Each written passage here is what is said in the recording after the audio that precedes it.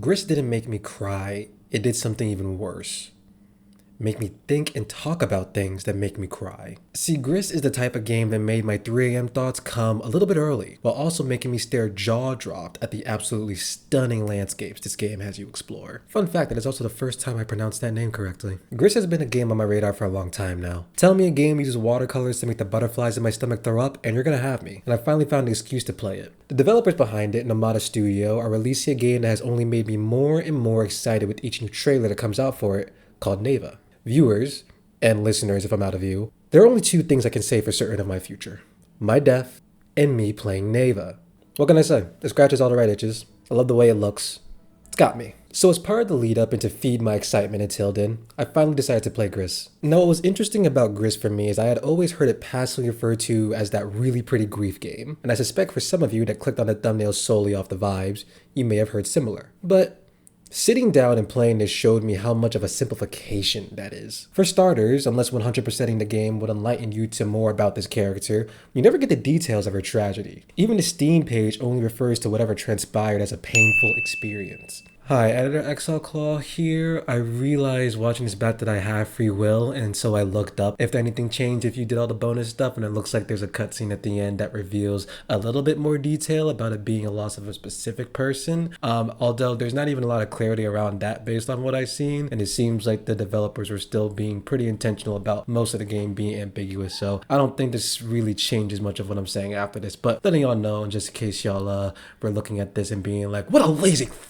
so yeah, back to the video. We realize when playing this game that it's much more interested in examining the process of grief than unraveling the specific event in any detail, and its exploration of that process is done pretty damn well, might I add. The actual gameplay is meticulously designed to serve this purpose. One of my favorite choices the developers made was that you can't die in this game. Despite the sense of ruin that pervades a lot of the settings in this game, in no small part because of all the damn ruins, and a few tense moments that'll make you feel like your life is being threatened, you're never actually in danger. The reason I enjoy this decision so much is I think it speaks to what going through it more honestly is like. While not impossible, heartbreak in real life, romantic or otherwise, rarely actually kills you. Destroys you and reveals parts of yourself that you did not even know existed, yes, but not necessarily kill. Hence why more often than not, time is what helps. And Gris reflects that appropriately. When I encounter challenges in this game, struggling with them never really feels like a setback or halting of progress. I'm not being punished with death for losing coins or rings for you hedgehog lovers. It's very easy to restart whatever section I may have messed up. All I need to do is get back to trying the jump again. So, as long as I moved forward, so long as I was patient with myself when I couldn't make that one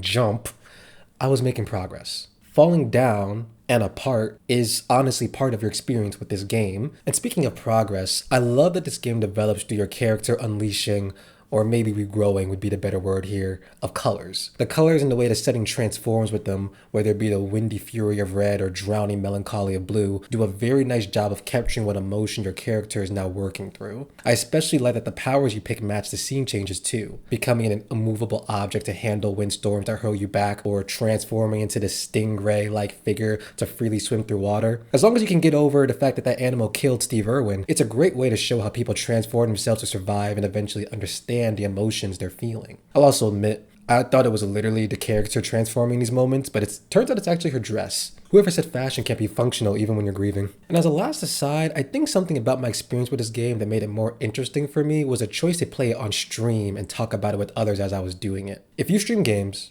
or watch streamers often enough, you'll probably have noticed that there are some streams where you're talking more or less to the chat depending on what game is being played. And that makes sense for the streamer. Tearing your eyes away for even a few seconds from the game could mean death. Hell, even for viewers, there are games where even taking a second to give full, thought-out responses in the chat can mean missing out on a funny or high-intensity moment in the game, which isn't bad at all, mind you. I love those moments, and many people do. Not to mention those moments are great for clips. But when the stream focuses on a game that gives you in the chat the space to take your time, where there's no incentive for perfect gameplay or rush to the finish, I personally end up having some of my favorite conversations with chat, either about the game or thoughts that are sparked by the game. Now I play The Sims very often on stream, every Monday actually, or almost every Monday. So it's not like I'm starving for days where I can play a game that allows me to take a step back and chill with chat without fear of ruining whatever flow state I was in. But there's something about games like Gris that guide discussions differently. It's when I play games like this where we end up talking about what lines and scenes from books, pack the most emotional punch for us. Or in this case, discuss how anger as an emotion isn't bad to feel, it's just that many people don't understand how to engage with it healthfully and therefore exhibit it in harmful ways. In a nutshell, shit be getting deep.